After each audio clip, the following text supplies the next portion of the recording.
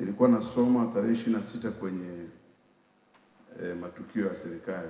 Inaonekana Tume Huru ya Uchaguzi kupitia mkurugenzi wake mkuu imetangaza tarehe 26 Februari kwamba maeneo wanaomba mapendekezo ya ukataji wa majimbo yafanyiwe uchunguzi, mapendekezo na kubadilisha majina. Sasa mimi ninashika mawili tu, uchunguzi na kukata majimbo. Busanda kwenye rekodi za serikali ni jimbo la 4 Tanzania kwa wingi wa watu. Kwa sisi ukiwataja wote huko Dar es Salaam sisi ni 4. Na tunakata 22, tuna tarafa 2, tarafa ya Butundwe na tarafa ya Busanda. Zote zinakata 11. Lakini bado tuna katikati yake tunakata ambayo ina vijiji 9, matawi ya chama 10. Kwa hiyo ni maeneo makubwa sana ambayo tunayo. Na mimi hili ninalileta kwako kwamba tufikirie namna tutakavyoagiza hizo mamlaka za chini zifanye haraka kuleta maombi haya. Kwa nini? Bungeni kule kuna maneno mazuri ni yaseme tu kwamba kila jimbo litapata kituo cha afya kimoja. Kila jimbo litagawiwa shule moja ya secondary. Maana yake mimi mbunge wa Busanda ninapewa kituo cha afya kimoja kwenye kata 22. Alafu mwenzangu aliye na kata 8 anapewa kituo kimoja cha afya kwenye kata 8. Ni wananchi wamehudumiwa kwa kiasi gani? Kwa hiyo unaweza ukaona kwamba yale yanayotokea kwa mtindo huo. Mfano wa pili ni kwamba tunaweza kupewa milioni 500 kama ya mfuko wa jimbo kwa ajili ya barabara. Network ya barabara kwenye kata 22 maana yake ni kubwa. Hiyo inatolewa kwenye jimbo la kata 9. Maana yake barabara za huko Busanda zitakuwa zimeharibika sana kuliko mahali pengine pote. Kwa hiyo kwa kuzingatia ukubwa huu na wingi wa watu, ningependekeza kikao hiki mwenyekiti kiziagize mamlaka za chini zianze mchakato mapema ili tarafa zetu 2 za Busanda na Butundwe zikatwe majimbo 2. Sisi kwa mfano nitatoa mfano tu wa tarafa ya Butundwe. Tarafa ya Butundwe kwenye sensa mwaka 2022 ilikuwa na watu 377 kwa kumbukumbu ambazo ninazo hapa.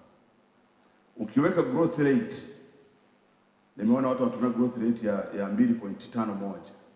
Growth rate ni 3.5 karibu 3.4. Sasa ukipiga 3.4 utakuta tayari Butundwe na watu 400 labda na 5 au 410. Lakini sifa zilizotolewa hapa, jimbo la kijijini natakiwa liwe na watu takribani 400. Maana yake wameshamiti tayari, wanaweza kuwa jimbo. Kwa hiyo ningeomba tu, yako mengi ambayo na mkato utakatwaje, lakini itakatwa tu hilo jimbo kama tarafa zilivyo. Na huko ndani tutaongeza sisi kata kwa sababu ya maeneo makubwa tulio nayo. Hali ya uchumi wanaoisema Katoro tu peke yake inatosha. Nafikiri mkurugenzi mtendaji anaweza kujua tunakusanya sui Katoro haifiki bilioni 1 lakini kweli. Hali ya Katoro tu makusanyo ya hapa. Lakini sisi kwenye tarafa hiyo ya pili ya Busanda ni wachimbaji wa madini. Kwa hiyo tuna uhakika kwamba mapato yetu ni mazuri sana. Labda tu ambacho ningeomba uagize ni kwa sababu hatuna uhakika na ukumbi wa bunge. Kuna ukumbi wa bunge pale. Lakini hiyo kazi itafanyika na serikali.